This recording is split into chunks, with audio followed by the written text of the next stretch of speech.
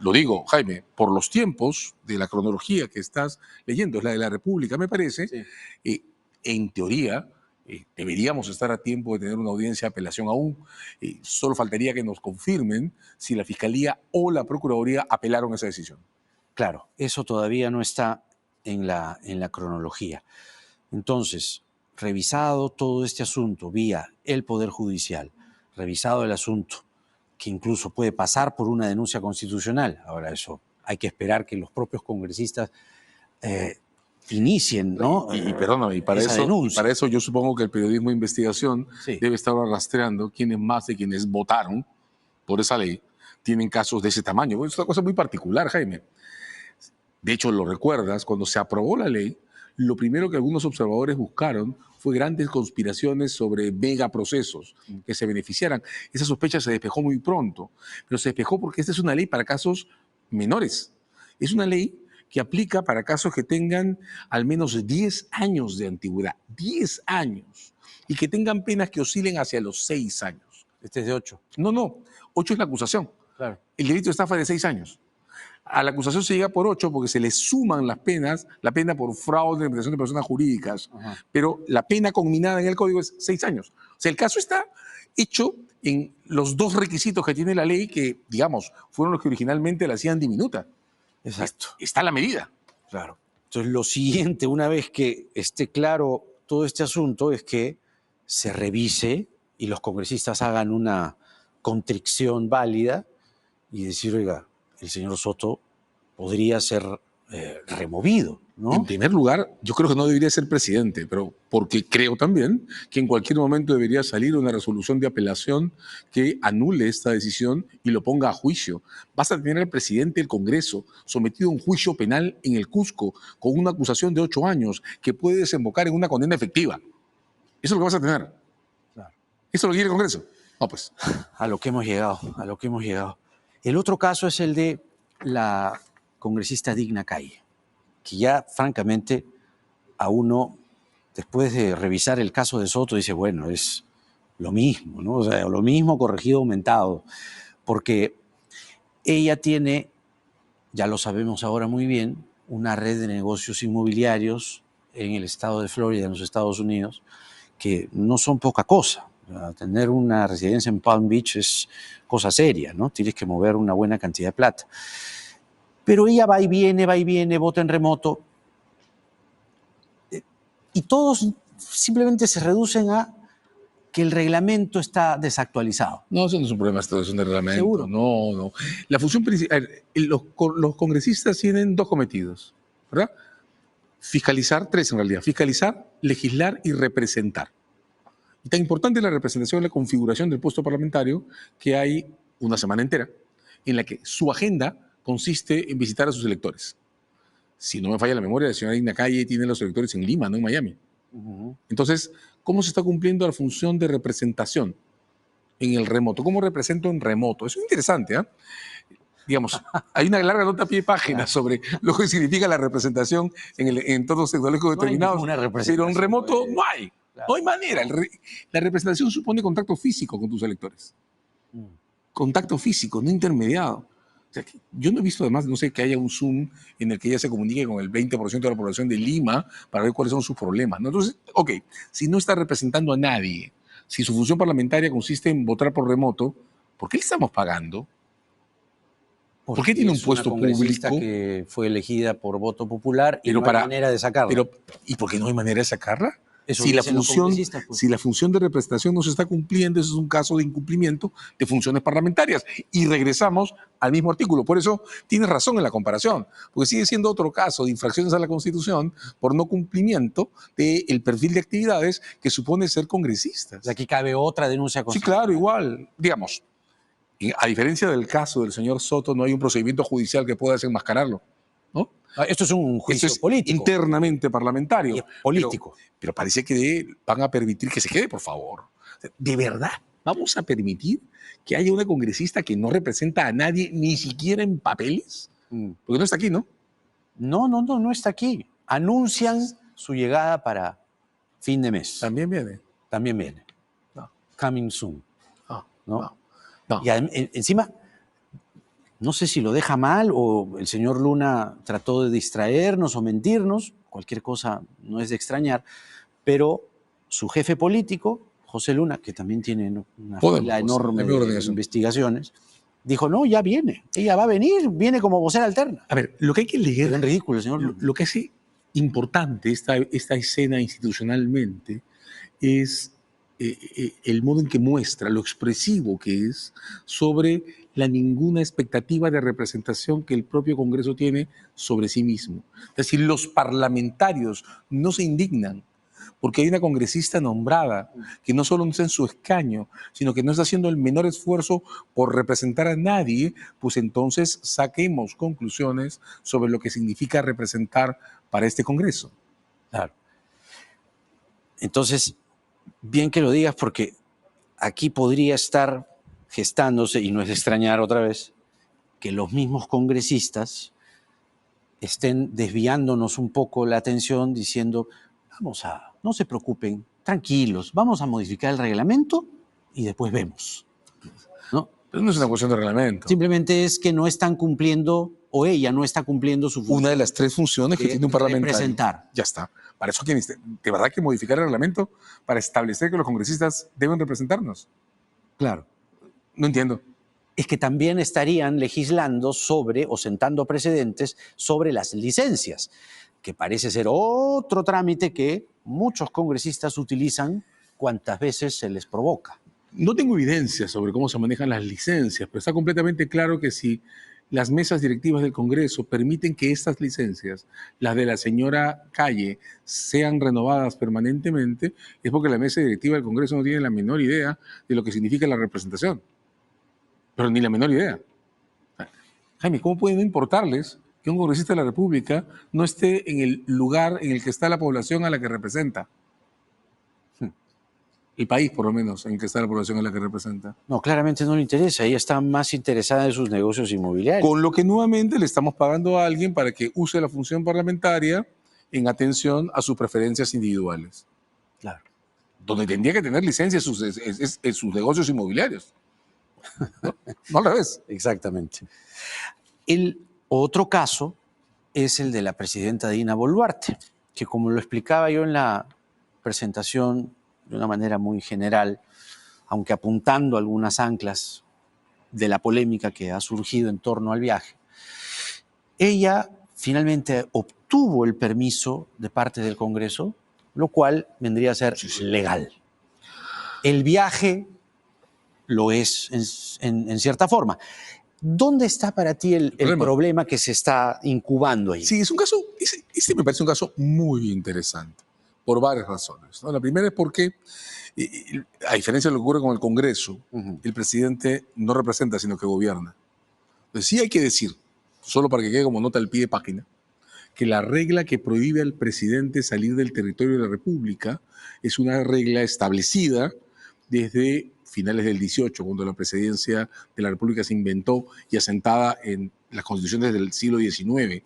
Pero claro, en un entorno cultural en el que salir del territorio de la República significaba tomar un barco, ir a Europa y quedar a 3 meses de cada carta que pueda llegar de un sitio al otro, ¿verdad? O quizá el trauma de Prado, ¿no? Además, ¿no? claro, ese es el entorno en el que trauma ocurre nacional en plena guerra con Chile el tan discutido viaje del presidente, ¿verdad? Que tiene 2 libros, uno más conocido que el otro, pero 2 libros que tratan de explicar qué pasó en realidad, si se escapó o si viajó y no pudo regresar porque había una conspiración pirolista en su contra. En cualquier caso, ahí hay un trauma, pero la regla existe, ya existía en tiempo de Prado. Prado viajó con autorización del Congreso. Y como digo, está basada en un entorno en el que para viajar hay que coger un barco y para recibir un periódico hay que esperar 3 meses. El problema no está ahí, ¿de acuerdo? Porque sí es cierto que las cuestiones de viaje del presidente, que no es un congresista, requieren una revisión constitucional en forma. Ese no es el problema. El problema es que el Congreso, sabiendo que esa revisión constitucional en forma no ha sido hecha, se salte el requisito de los votos. Y esto es lo más peligroso, contando con que el Tribunal Constitucional no le va a decir nada, apruebe deliberadamente una ley que es inconstitucional solo porque sabe que nadie le va a jalar las orejas. Ya, pero ¿cuánto dice eso de la independencia del Tribunal Constitucional? De acuerdo, comencé diciéndolo. La cuestión de los viajes presidenciales, sobre todo de la segunda vicepresidenta, es la segunda vicepresidenta, no hay tercero, son un problema por resolver.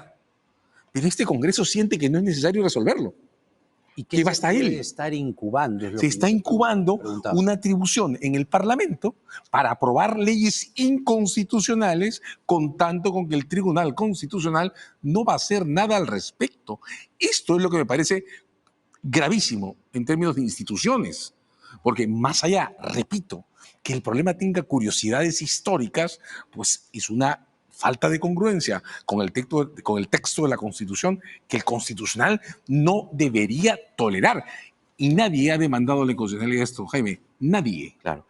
Pero justamente el artículo 115, en el párrafo que tiene que ver con el viaje y la encargatura a vicepresidentes que hoy no existen, utiliza el término despacho y despachar. La ley no lo explica así, habla de una gobernanza remota. Le puede traer problemas a futuro si es que las condiciones políticas cambian para Dina Boluarte. Yo creo que en realidad eso le va a traer problemas a futuro al Congreso. En realidad, tu punto es bueno, ¿no? Porque el despacho es una construcción localizada.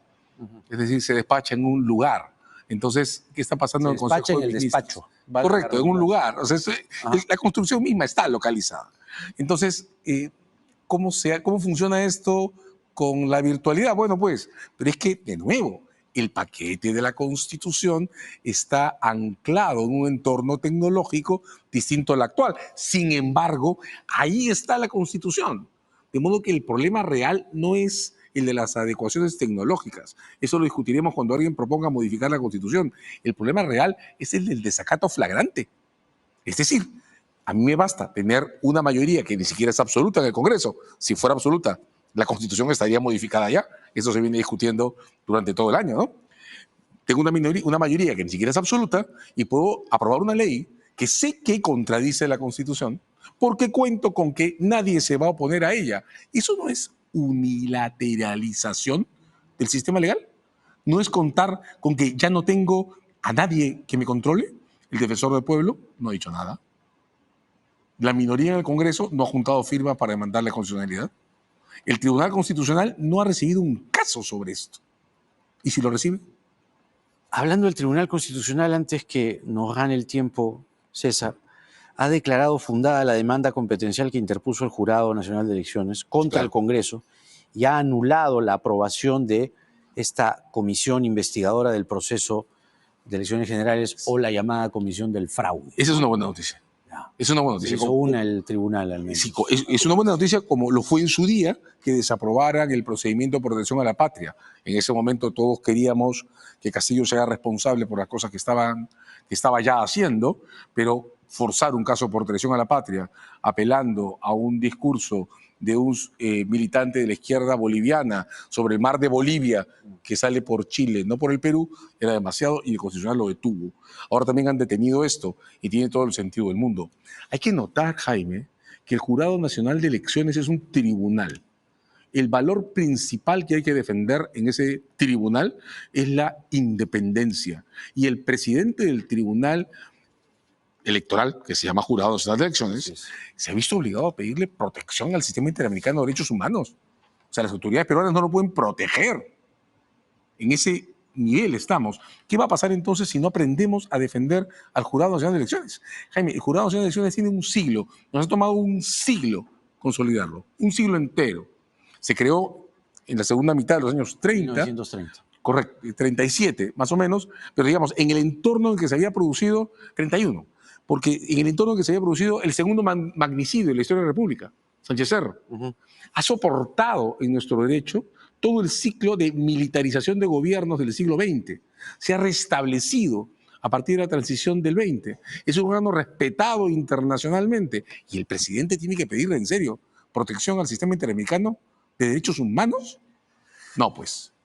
El ex procurador anticorrupción César Azabache con nosotros, hablando de los temas que envuelven en este momento la escena política. Gracias, César. Como Encantado, siempre, Gerardo. un gusto. Vamos a hacer la pausa rápidamente y regresamos. Ya está listo para conversar con nosotros el congresista de Perú Libre, Flavio Cruz, principalmente porque en la cronología de la así llamada Ley Soto, el señor Cruz aparece como el creador de la ley que finalmente terminó favoreciendo a Soto y a Joaquín Ramírez. Esto es Octavo Mandamiento en el horario estelar de Canal N. Ya venimos. El clima llega gracias a Isdin, Love Your Skin.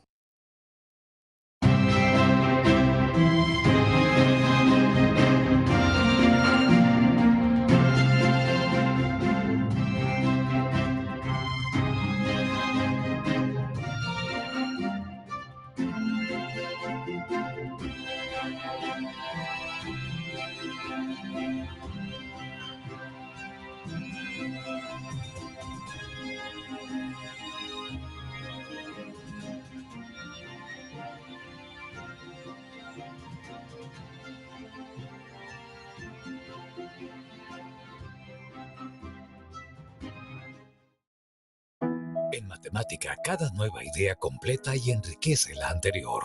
Grandes ideas de las matemáticas. Un viaje a través de las teorías de las matemáticas en una colección inédita. Primera entrega a solo 4,90 soles. La vida nunca se detiene, pero tampoco corre. La vida avanza paso a paso. Porque con determinación podemos lograrlo todo. Cada pequeño esfuerzo es un impulso para lograr un gran sueño. Y en Plaza Vea lo sabemos. Por eso apoyamos el sueño de cada mujer peruana como Kimberly García, quien esta vez va por su sueño más grande, ser tricampeona mundial de marcha atlética. Hoy te acompañamos, Kimberly, a ti y a todas las mujeres que lo logran todo, todos los días. Plaza Vea, precios bajos todos los días para las mujeres que lo logran todo. ¿Buscas ahorrar tiempo y optimizar tus tareas en gestión de personas? Book es tu mejor aliado. Con nuestro software integral, simplifica tus procesos de planilla, selección, evaluación de desempeño, capacitación y mucho más. Todo en una misma plataforma, modular, eficiente, sin papeles y desde cualquier dispositivo. Con inteligencia artificial integrada y un equipo humano a tu servicio para darte la mejor experiencia. Con Book, crea un lugar de trabajo más feliz. Contáctanos en book.pe. Maestrías especializadas de ESAN, expertos que dejan huella.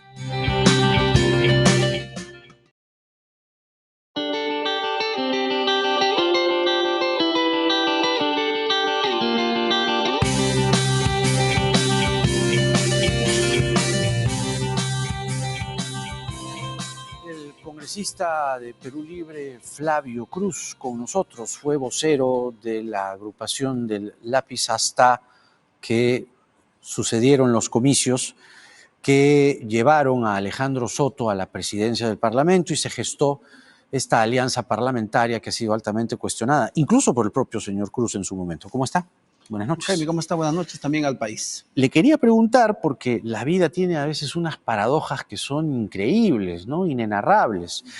¿Cómo, no sé si usted se imaginó que presentando el 13 de enero el proyecto de ley para modificar el Código Penal y Código Procesal respecto a la suspensión del plazo de prescripción de la acción penal, resultaría beneficiado el presidente del Congreso de hoy, Alejandro Soto? ¿Se lo imaginó? No, ¿Ah? no me imaginé. ¿Y ahora? Porque yo pensé más en el ciudadano común y corriente, porque nos estamos concentrando en un congresista, en el presidente del Congreso, nada menos. Nada menos. Pero con esta ley pueden, si quiere utilizar el término, beneficiarse muchísimos ciudadanos Joaquín que tienen Ramírez también, por ejemplo. una eternidad perseguidos, secuestrados, del cogote los tienen ahí y nunca terminan sus juicios, sus procesos. ¿Dónde queda la eficiencia del Poder Judicial, del Ministerio Público? Cosa que usted no ha preguntado para nada al anterior entrevistado. Entonces, tarea de ellos. Pero Soto le tienen debe que ponerse decir las gracias. pilas. Gracias. Como por usted esa dice, ley, nadie señor se va a congresista. imaginar quién puede beneficiarse con esa ley. Pero, No, y yo le pero me han pregunto, felicitado digamos, muchos, dicho que es una muy buena ley. Qué paradoja, porque Soto debe estar muy agradecido con usted, pese a que usted no quería esa alianza. Ahora él debe estar... Claro, yo no acepto la alianza. muy contento. Si es que hubiera alianza, porque no hay alianza, no la aceptó y obviamente no somos amigos. Bueno, somos del sur, pero no somos amigos. Pero fuera de estas paradojas que pueden ser parte de un anecdotario, lo cierto es que el señor Soto se benefició con esta ley que usted presentó. Él dice que no. Él dice que no, pues, él pero... dice, pero los hechos lo desmienten. Pero el audio o el video que muestran sobre la audiencia, ¿no? Ajá. Ahí habría una evidencia que demuestra, porque lo invocan inclusive la ley, ¿no? Claro. El abogado, sí. Claro. Sí, claro. Dice esta ley. Sí. Y el señor Soto nunca dice, entonces, yo la palabra del no solo presidente, me beneficié, sino voté a favor. con la palabra de su abogado, o sea, es como que hay una contradicción entre Soto versus Soto, ¿no? Pero ¿no pensó que esto podía traer esta clase de secuelas que en la práctica lo que hacen es generar impunidad? Porque el señor Soto ha salido bien librado gracias a la ley que usted promovió. ¿Quién va a pensar? ¿Quién se va a imaginar? ¿En quién pensó usted cuando en muchísima gente que pasa muchos años y le cuesta seguir un proceso, por ejemplo, un así juicio. Alguien que usted diga, qué pena esta persona, o qué pena esta mujer, qué pena este hombre. ¿Y sabe en qué casos? Denuncias por usurpación, por abusos de autoridad, o sea, denuncias que demoran años, ¿no? Claro. Y nunca terminan. Y prácticamente el Ministerio Público, el Poder Judicial te tienen capturado, ¿no? Presionado, ¿no? Hasta cierto punto, hasta coaccionado, intimidado. Entonces, yo creo que es hora en que había que poner orden. Por eso muchísimos juristas, abogados saludan esta ley, ¿no?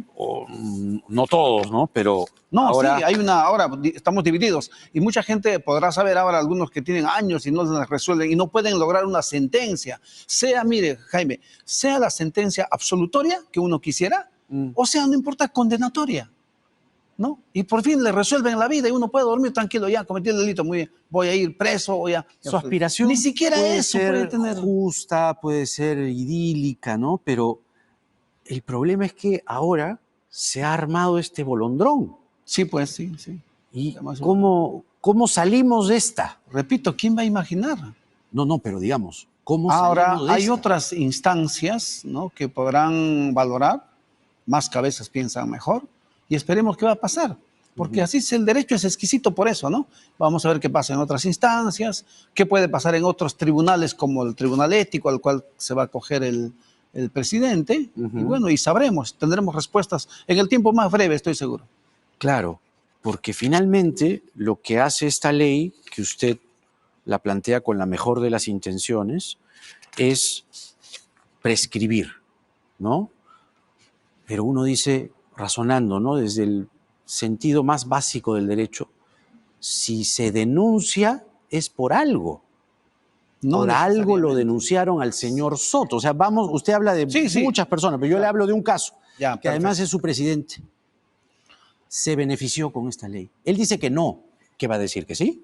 Evidentemente, pues Obviamente, ¿no? Él dice que no, pero cuando uno revisa la cronología de los hechos y usted ha escuchado la audiencia en el audio de Cuarto Poder, en la reunión virtual, en la audiencia virtual, el abogado dice, la ley, su ley.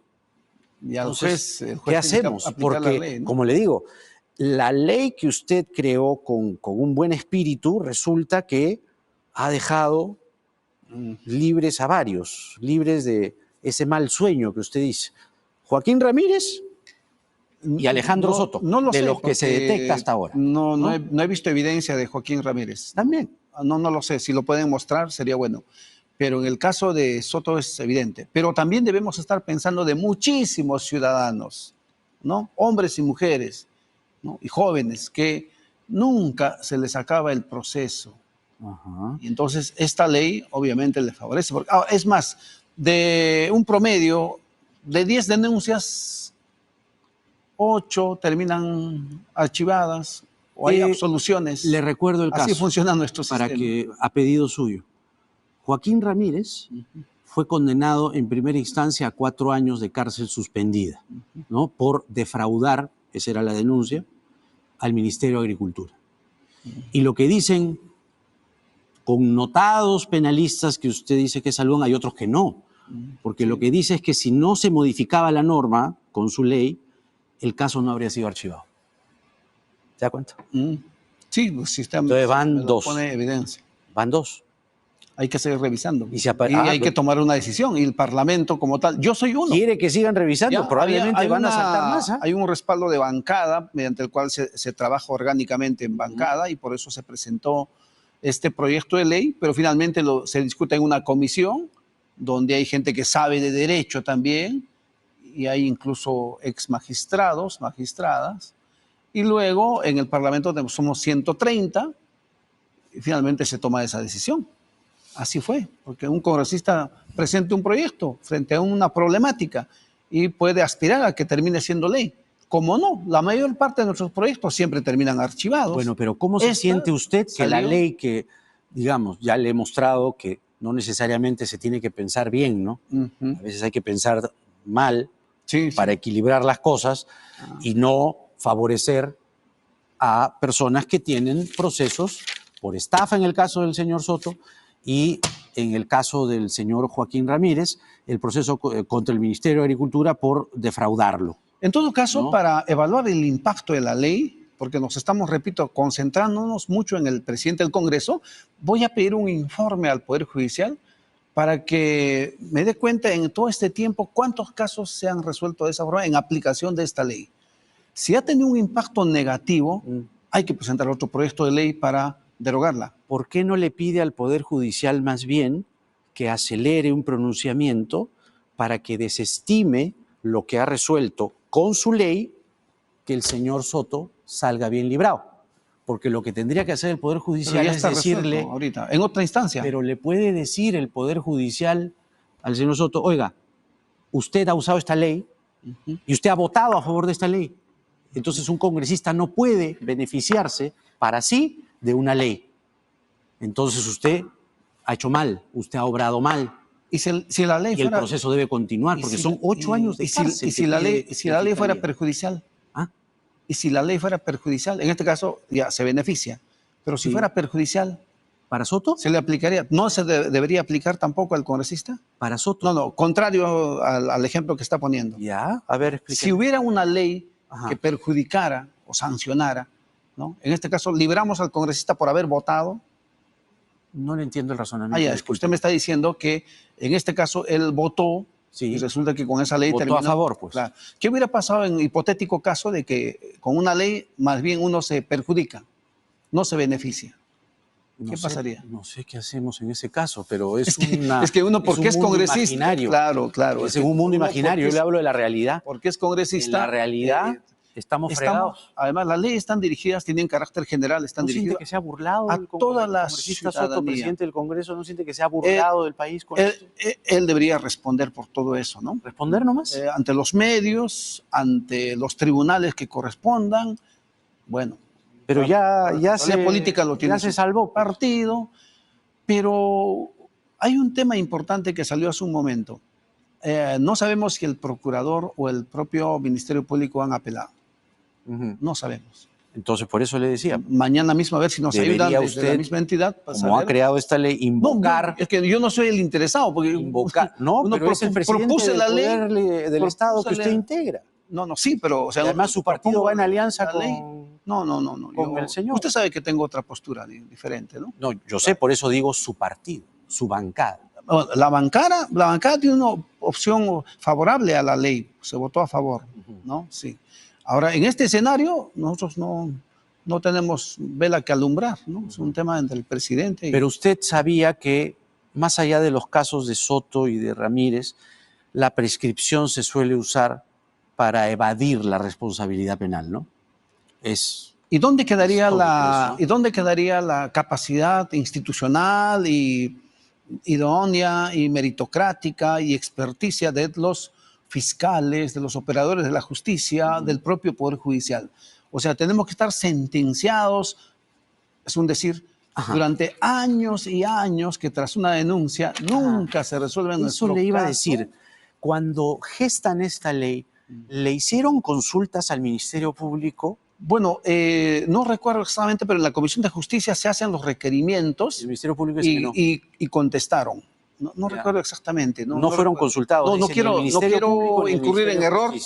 no quiero incluir en error. Hay que hacer una... O sea, no revisión fueron de- consultados, dice, Pero, ni el Ministerio Público ni el Ministerio de Pero Justicia. un dictamen no se saca únicamente con el anexo del proyecto de ley, ¿no? Pero con De hecho, la que tiene- opinión de la tiene Fiscalía, que muchas usted mismo la está citando. Muchas opiniones, tiene muchas opiniones, de hecho que sí. ¿La Fiscalía también? ¿La Fiscal de la No, Nación? no recuerdo exactamente como le digo, porque es que son Revise bien, varias porque opiniones. creo que ellos no Sí, han sido vamos a consultados. ¿eh? No, yo entiendo que sí, todos han sido consultados. Ahora, Dijeron ahora que muchos, sí. muchos de ellos no contestan en los plazos correspondientes. Ese es otro tema que hay que ¿Y ver por qué también. la prisa? No, todas las leyes avanzan en ese sentido. ¿Tiene un No plazo recuerdo qué una fecha, ley para claro. aprobarse? Yo no sabía eso. No.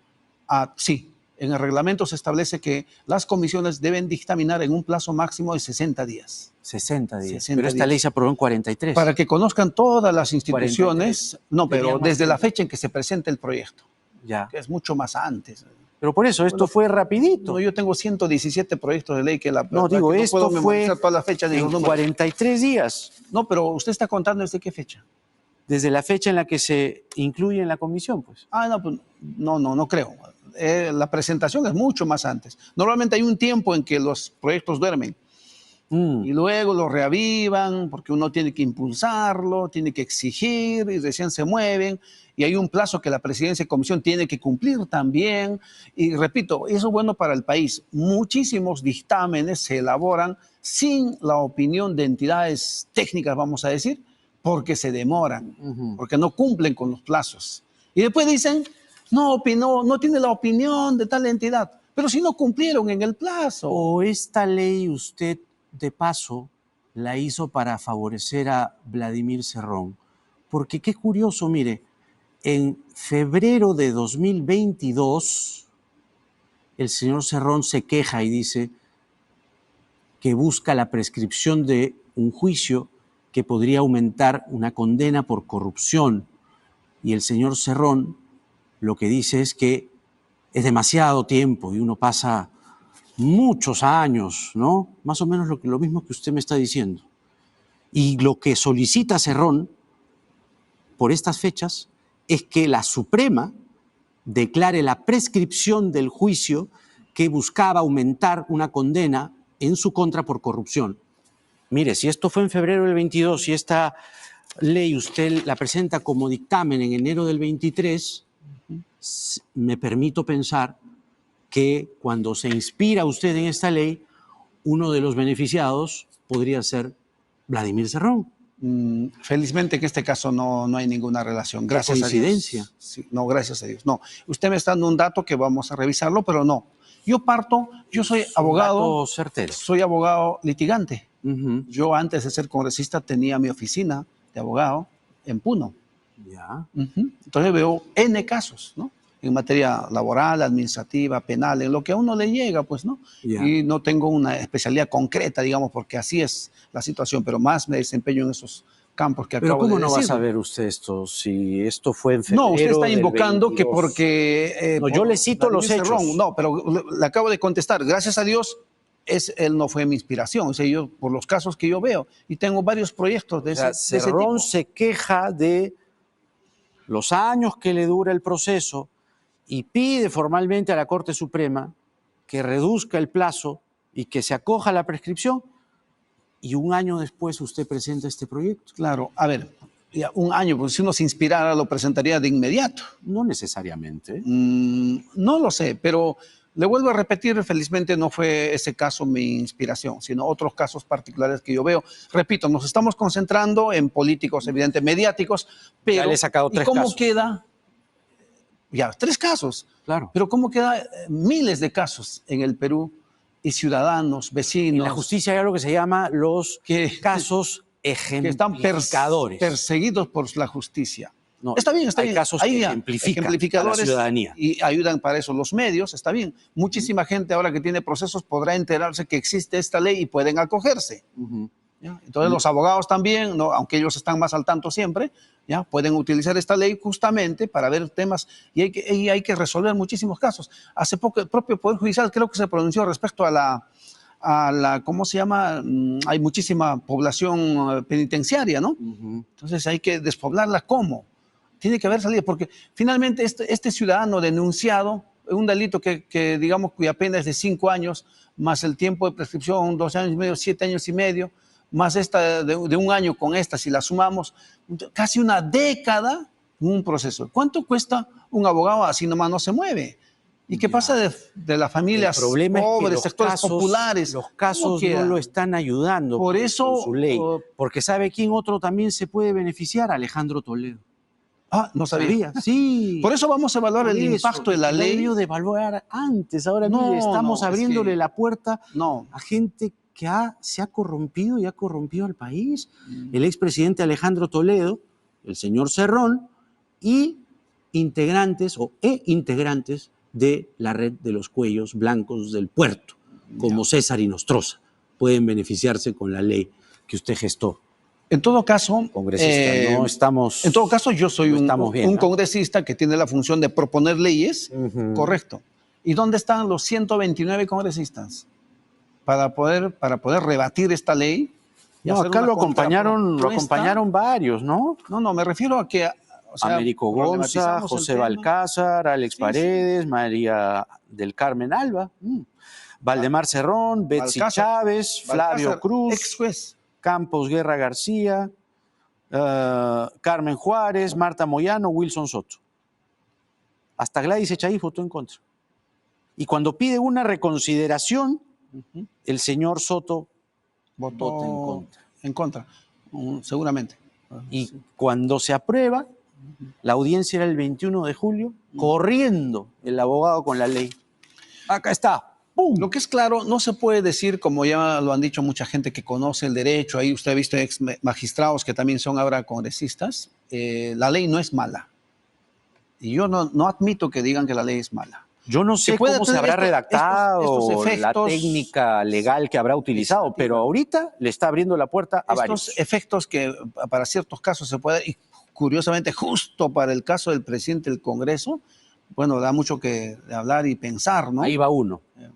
Cerrón, sí, 2. Pero Toledo, puede usar 3. todas las manos, los dedos de la mano, 4. pero repito, ¿y dónde estoy dando casos concretos? Los miles de peruanos y peruanas? Pero dígame, ¿quién?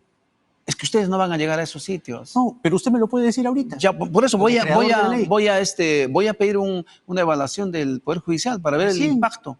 ¿Sí? No, está saliendo esto. No, pero usted debe haberse inspirado, ¿no? Ha dicho, pobre gente. Yo me inspiro en esos casos. Por ese sistema de justicia, Ave María, purísima. Claro. Vamos a hacer esta ley. Yo ni conocía que el señor pues, Soto, un mínimo de casos, ni conocía que el señor Soto tenía ese proceso. ¿Ah? Yo no conocía que el señor Soto tenía ese proceso en el Cusco. Debió haberlo sabido, quizá, ¿no? Un poquito de quizá, ¿no? Hay que revisar los distritos judiciales de todo el Perú para hacer un proyecto de ley, ¿no? Porque una lección no es hacer justicia.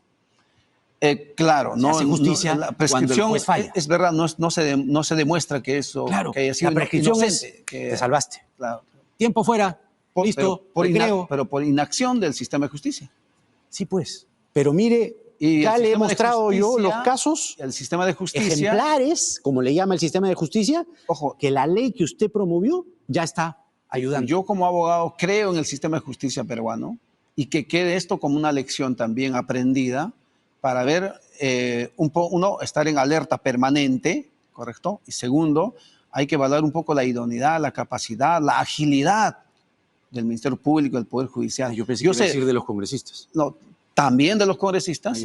Cuando vino la expresidenta del Poder Judicial a la Comisión de Justicia, dijo que habían más de 3 millones de expedientes. O sea, usted no se arrepiente ni un poquito de que pudo haber hecho mejor su ley y no estar facilitándole ahora la prescripción. Admito el análisis, pero no me puedo arrepentir. No, a ese paso todo el mundo que haga una ley se va a arrepentir corrupción, de los efectos. Y que ocupa el cargo más importante en el poder del Estado que usted el presidente del Congreso, claro. Sí, por eso digo. O sea, hay que tomarlo como una lección aprendida para todos los poderes del Estado para ver que estos casos pueden ocurrir. Pero repito, nosotros somos congresistas que proponemos leyes en base además a la problemática que recogemos. En mi caso, en mi estudio jurídico, los casos que veo en mi pueblo. Usted dice que recién le va a preguntar al Poder Judicial cómo va, o sea, después de la ley. ¿Cuál es el efecto positivo de esta ley que hasta ahora no vemos? Discúlpeme. Deben haberse resuelto ya muchos casos. Yo le he mostrado más bien casos negativos. pero de los personajes políticos, pues, pero ¿Le parece poco? de ciudadanos. No, pero le Pero, parece poco. ¿qué tanto valor puede Presidente tener? del O sea, Congreso, está bien. un O sea, el expresidente de la presidente del República, Congreso tiene el mismo el valor que un exgobernador ciudadano regional de como ser Junín, humano a la sazón jefe y como político de su persona partido. y como ciudadano. César Inostroza. Usted no puede, ojo, No, le repito, usted no. como Usted abogado no puede darle un sabe valor muy como bien. persona. No, El presidente del usted Congreso como vale así como abogado persona y un sabe ciudadano vale muy así bien. como persona. No trate de cambiar lo Así que yo no. le estoy diciendo. No. Usted es un abogado muy, pero muy astuto. Pero no se trata de eso. Se trata que usted como abogado sabe que en el sistema de justicia existen los casos que ejemplifican, que sirven como derrotero Correcto. a los jueces, a los fiscales, a los justiciables. El Y tema, estos, yo todos vengo de, también vengo de 10 en contra. Vengo de 10 años de docencia universitaria. Este caso, en materia penal, también será objeto de estudio, de análisis, de reflexión, de crítica, autocrítica en el mundo académico. En el campo laboral, digo, el caso Huatuco es un caso emblemático, ya. En el caso penal, esto también. Entonces, queda abierta la posibilidad. Estamos en un congreso donde también puede replantearse, puede proponerse su derogatoria, no sé. Usted podría proponer su derogatoria. Mejorarlo. Usted mismo podría Bueno, matar su propia ley. queda la tarea para todos los demás parlamentarios que no están de acuerdo, ¿no? Yo, una ley que no puedo. Además, esto se hizo además con el respaldo de mi bancada. Entonces, dando un paso más y concentrándonos en el Congreso y en su presidente, si es que se demuestra que, como en efecto parece que ha sido así, la evidencia lo está describiendo, que el presidente del Congreso, Alejandro Soto, se benefició con la ley que usted gestó, ¿cuál debe ser el camino? No me diga ética, porque ética es un saludo a la bandera, es una tina y nos vamos 120 días y se acabó. Y vuelve. Y ahí todo sigue la normalidad. ¿Cuál es el camino? Así como usted hace leyes que dice que piensa en hacer justicia y en ayudar a los que están siendo oprimidos por un sistema de justicia ineficaz, en el caso del presidente del Congreso, ¿usted qué haría? A ver, estamos en un contexto periodístico. Yo creo que debería sentarlo aquí en mi lugar al presidente del Congreso y preguntarle. Ya, esa es una labor que me encargo yo. ¿Usted qué haría?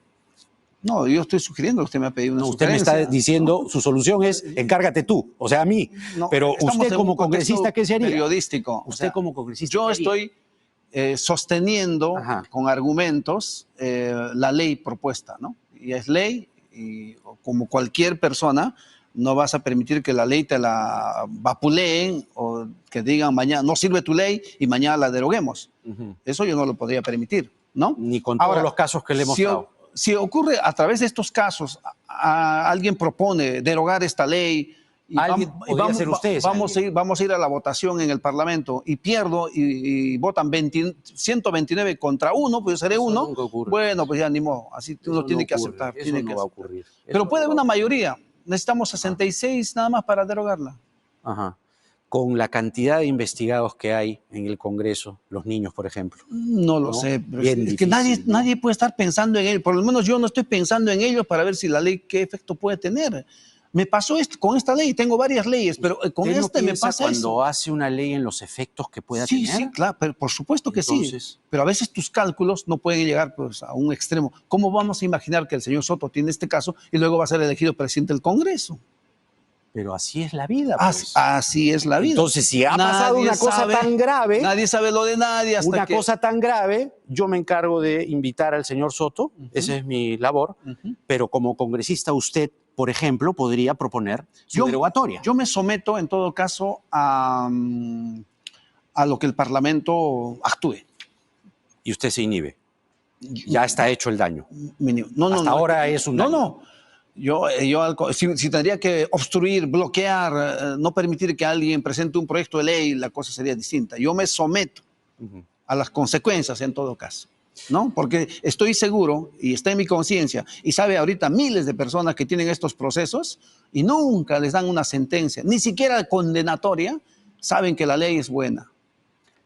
Usted habla de un grupo de gente marginal, ¿no? Que sufre. A quienes defendemos nosotros. Yo no sé si necesariamente todos merecerían la prescripción de sus casos. Entonces hay que ver también caso por caso, porque si usted no sabía lo que pasaba con su vecino, el congresista, con el que tiene al costado, imagínense con todo el Perú. Es bien complicado, ¿no? Bien complicado, sí, sí, claro. Entonces, por algo de... mucho que vengamos de una esos partecita de sectores populares. arrepentimiento, no sé si cabe esta noche de su parte, ¿no? Como decir, no pensé, lo siento, pedir disculpas. Tiene usted al presidente del Congreso que se ha salvado con esa ley suya. Claro, o sea, como dese cualquier cuenta de la persona, y gravedad. por eso acabo de decir, hay que evaluar el impacto. Y eso es una forma de decir, mira, ¿quién va a pensar que esto pasaría? Claro que sí, por eso me someto a las consecuencias, como tiene que ser. Y los parlamentarios tienen allanado el camino, porque tienen la capacidad de hacer a través de una iniciativa legislativa y plantear una contra, ¿no?, propuesta de esta ley. Flavio Cruz, congresista de Perú Libre, autor de esta ley que en la práctica ha beneficiado al señor Alejandro Soto y que, por cierto, le tomamos la palabra, se compromete a pedirle al Poder Judicial cuántos casos de los buenos podrían eventualmente estar beneficiando a gente que sufre por un sistema de justicia que es más bien adverso para justiciables. No son todos, pero los habrán. Y cuando los tenga, lo invitamos cordialmente a que nos lo exponga. Sí, yo voy a... Encantados de que usted nos diga a ver cuáles son los casos buenos que hay y gente que ha estado sufriendo, padeciendo años de juicios interminables, finalmente ha sido algo justo la ley que usted ha gestado. Gracias. Promesa hecha, me va a dar un espacio. Sí, para decirle se lo estoy diciendo si públicamente. un tiempo me dice y el Poder Judicial no me contesta, también vengo a decirle que no me han contestado. De acuerdo. Muchas y gracias. veremos cómo va Soto también. También veremos. Y cómo va Toledo también. Sí, sí. También cómo va Joaquín y vemos Ramírez en el camino y cómo va Inostroza. Y si cómo se va aparecen otros más. Pedro, María, José también. Cómo fue. Así es. Y amén. Gracias por estar aquí. A usted más bien, muchas gracias. Vamos a hacer la pausa y regresamos con el abogado de Mauricio Fernandini, Gino Dañino, a propósito del anuncio de apelación que ha hecho por este fallo que ha enviado a Mauricio al penal Miguel Castro en una prisión preventiva de 30 meses. Esto es Octavo Mandamiento en el horario estelar de Canal N. Ya regresamos.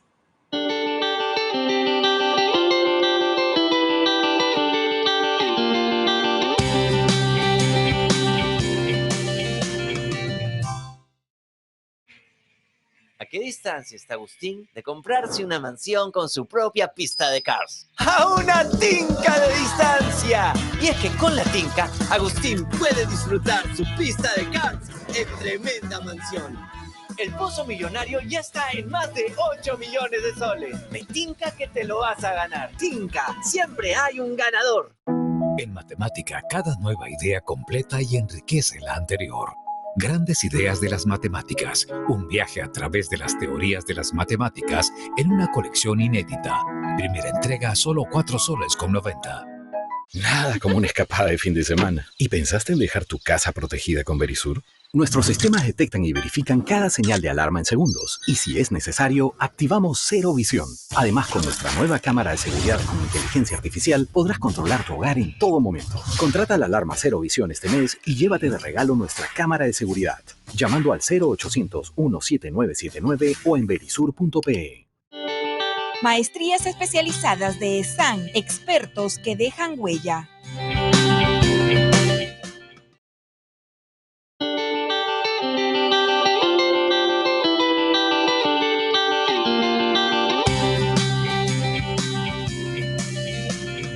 El abogado Gino Dañino, defensor legal de Mauricio Fernandini, con nosotros. ¿Cómo le va, doctor? ¿Cómo estás, Jaime? Bienvenido. Gracias por estar aquí. A ti. El día viernes, el abogado César Nakazaki, abogado de Pilar Tijero, estuvo aquí y, entre otras cosas, contó que cuando empezó todo esto, que habrá sido como en diciembre del año pasado, él defendía tanto a Tijero como a Fernandini, su hoy defendido Mauricio Fernandini, y que más o menos, palabras más, palabras menos, al retirarse de la protección legal de Nakazaki, es que en cierta forma él termina en prisión porque no fue sincera, y este fue el argumento central, lo otro es una interpretación mía, pero el argumento central de Nakazaki es que la confesión sincera de Mauricio no fue tan sincera. ¿Es eso cierto? ¿Ese es el punto débil que hace que Mauricio termine en prisión? Mira, no realmente, porque lo que hace Mauricio Fernandini es ir y contar su verdad. Y ahora han aparecido los dueños de la verdad. Y los dueños de la verdad es el señor Marrufo, confeso, colaborador 13, y colaboradora 9 o colaborador 9, que sin corroborar lo que digan, el solo hecho de que lo hayan mencionado, se presume para la fiscalía cierto. Entonces, si el señor Marrufo dice que él cobraba en la casa de Fernandini y que directamente Fernandini le entregaba el dinero, entonces lo que dice él es verdad. Pese a que Sada Goray diga que el dinero se lo entregaba directamente a Tijeros para que lo lleve con su chofer. Pese a que el chofer haya declarado y diga, jamás he dejado el dinero de Fernandini, solamente fui 2 veces.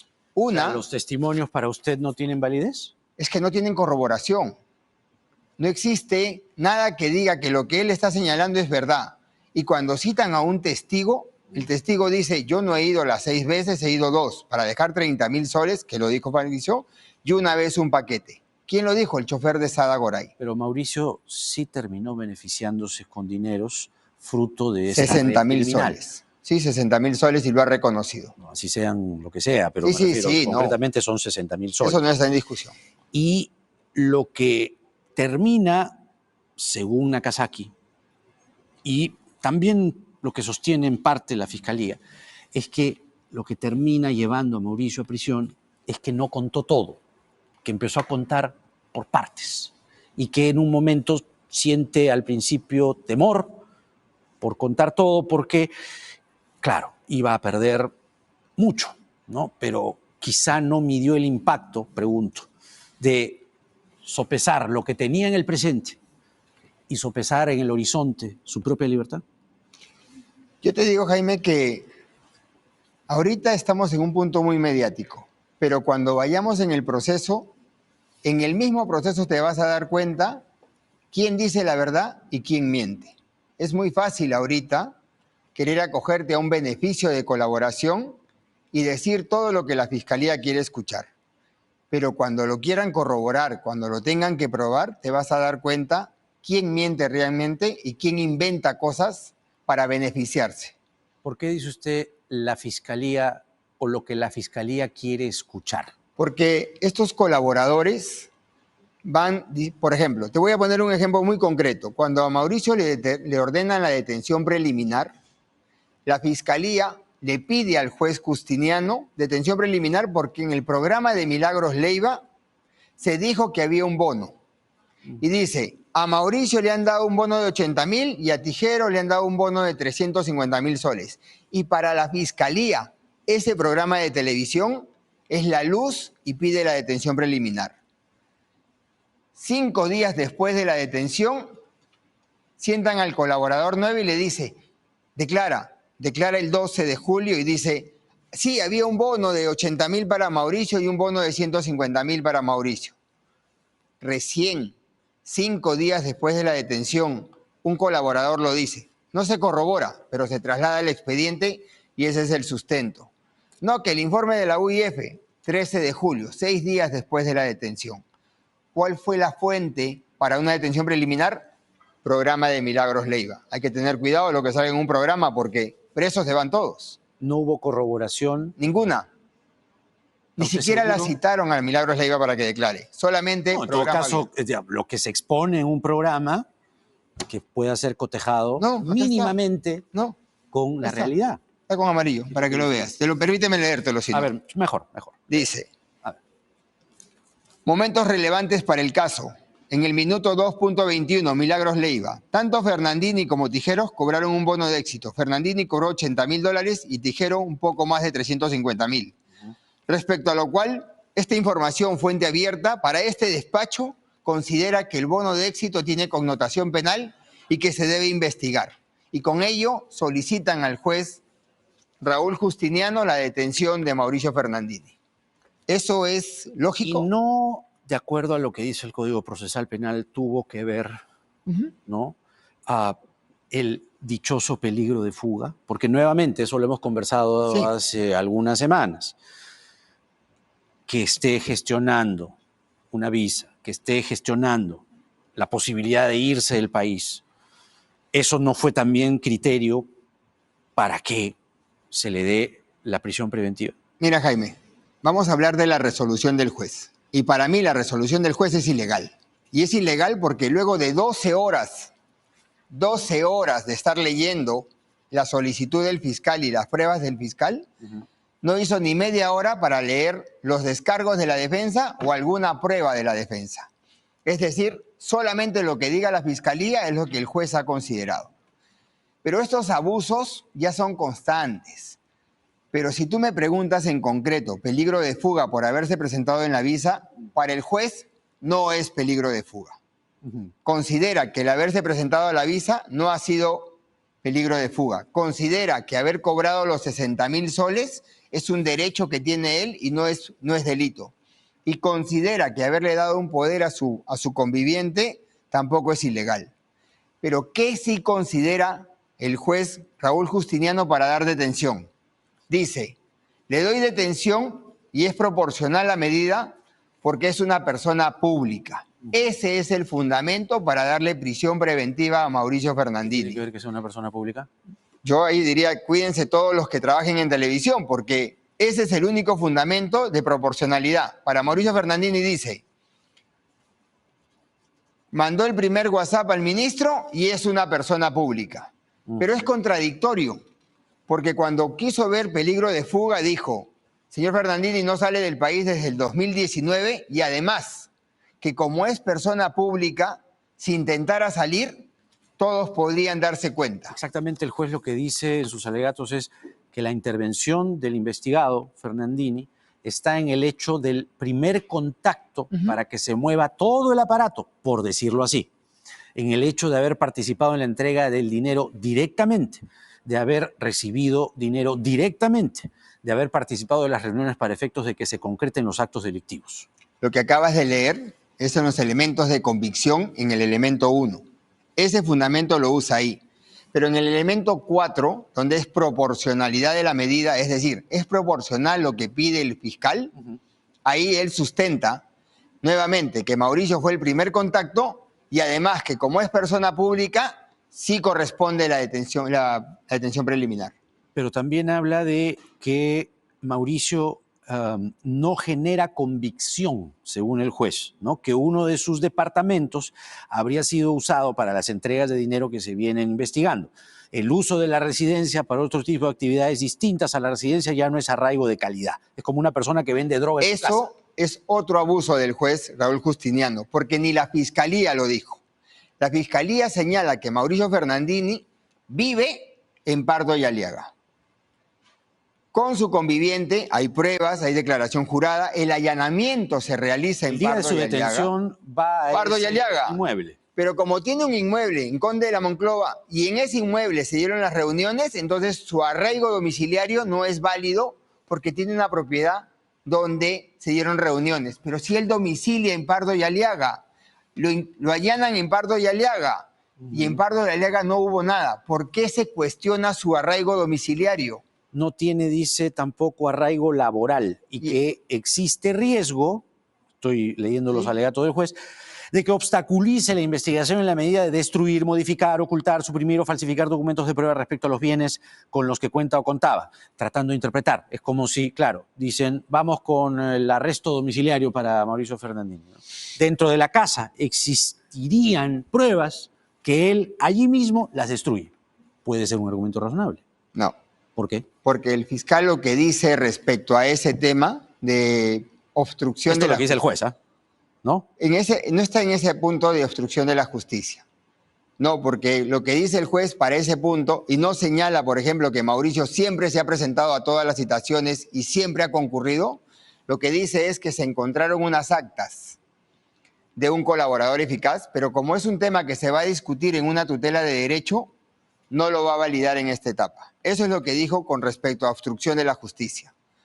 Pero yo le digo al juez, pero en vez de ver por qué Mauricio se imputa que tiene unas actas, ¿cómo las actas salen? ¿Cómo las fotos de Heiner Alvarado con Polo Campos llega a la prensa si supuestamente está en un documento lacrado?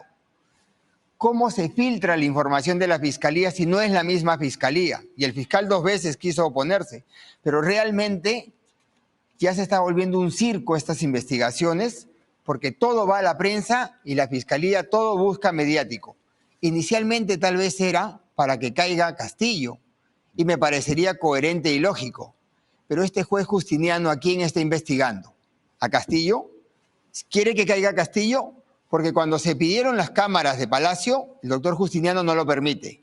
Cuando piden la detención preliminar de Lilian Paredes, porque fugó del país, el doctor Justiniano no lo concede.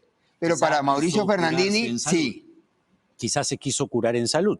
Pero o tiene una presión un juez, el señor Justiniano. Un juez tiene la obligación de cuidar el derecho y de aplicarlo en igualdad para todos. Si cometió un error con la señora Lilian Paredes, si cometió un error con Castillo para sus cámaras, no puede decir, me voy a curar en salud, preso Mauricio Fernandini la misma cantidad de años que Sada Goray, los mismos meses que Sada Goray y los mismos meses que los directores. Ahora, es la misma organización, visto. Mauricio no está como organización criminal. Pero, vamos, estuvo allí, o sea, participó. Es mencionado. Hay un tema muy claro. Finalmente estuvo en el caso que tiene que ver con Sada Goray. Correcto. ¿No?